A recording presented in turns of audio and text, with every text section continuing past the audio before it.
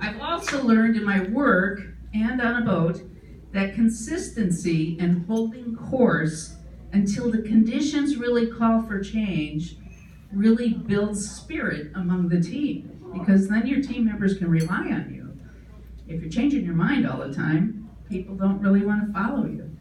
So I learned that in sailing first, and that was reiterated in my work. So this is where sailing crossed back over into my private life.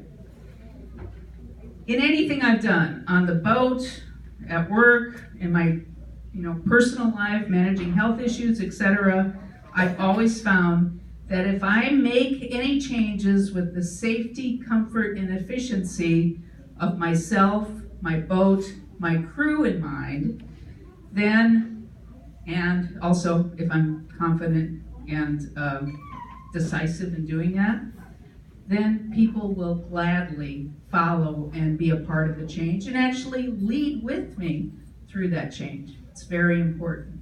And it's what you can all take back from what you've learned at the convention today. Very important thing. I also have to say that I credit my experience as a sailor for keeping me sane when I had my job at LACMA. I mean, and in personal life issues, in having to deal with health issues and things like that. Whenever I was faced with tremendous pressure, limited resources, extreme conflict, just shit, I could draw from sailing, whether I could sail, or I could remember sailing, or I could think about sailing, or I could dream about the next place I'm going to go. So my passion met my core values, and it was a great match in being a leader.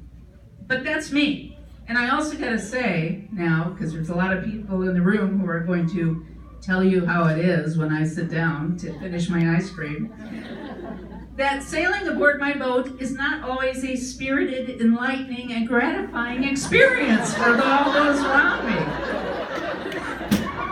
As I said before about the angels singing, the angels don't always sing on harmony.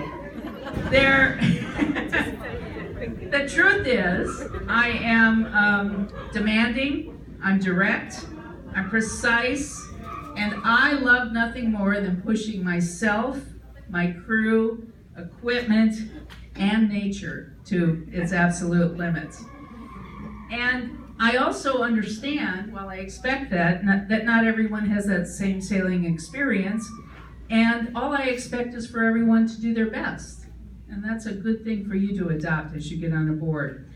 I always say the best thing you can bring on board with you is just a little bit of something, the vocabulary of sailing.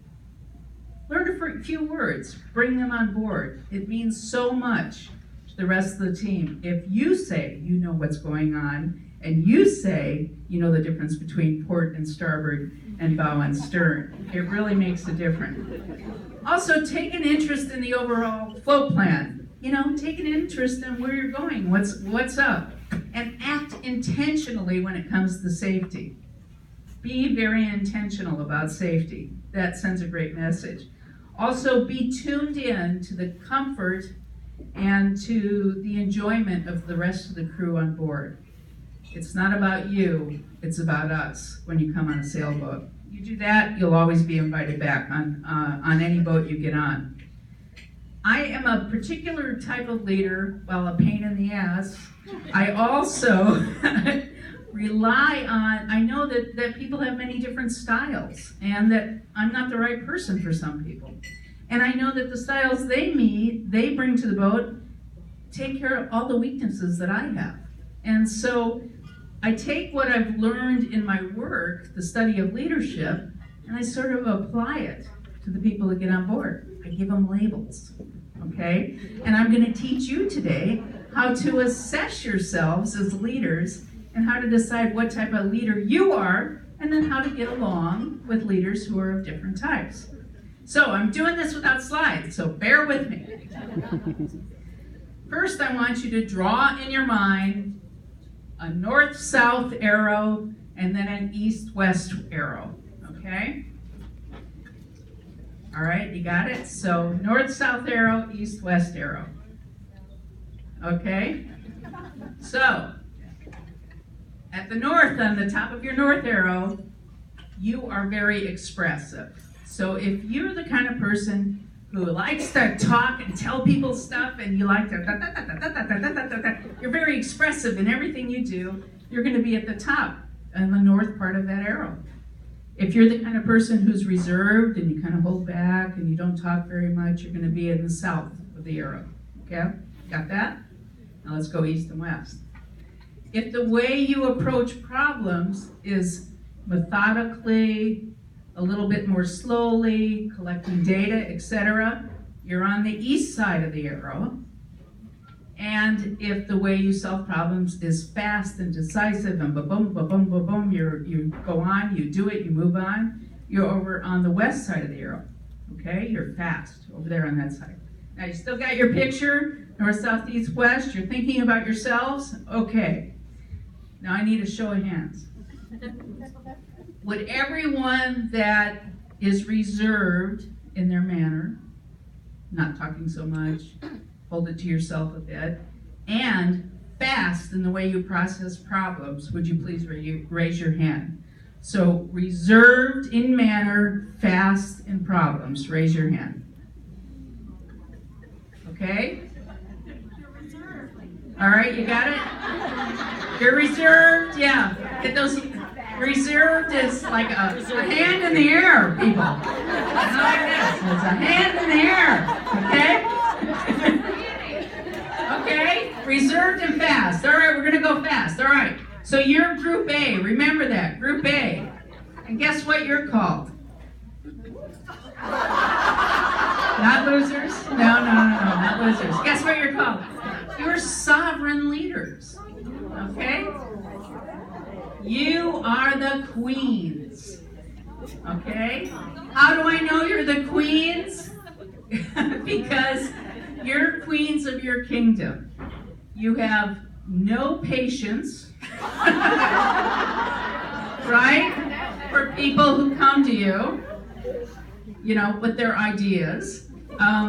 You also feel as if being reserved, that you really are not very interested in the feelings of others. In fact, why the heck aren't they reading my mind? Why don't they know what I want them to do, right?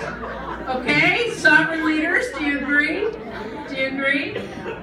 Okay, here are some steps, some tips for sovereign leaders, because you're kind of a pain. People don't like it too much sometimes, queens.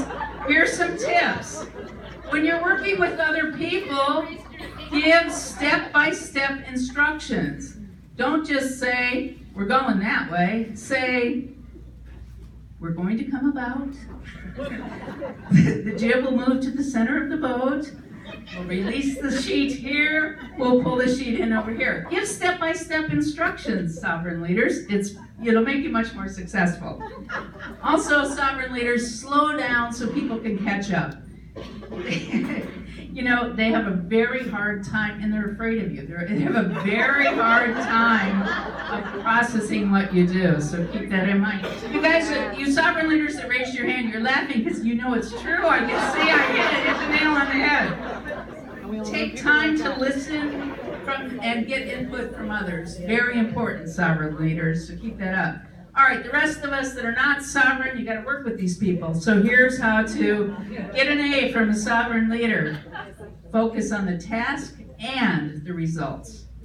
Be concise, precise, and organized. Do not waste time. Focus on facts, not feelings. And never cry in front of a sovereign leader. They will think less of you. Okay? Don't argue about the details. Show your respect with action and with results. And you know what? Sovereign leaders don't like to take compliments. Okay? They're very reserved.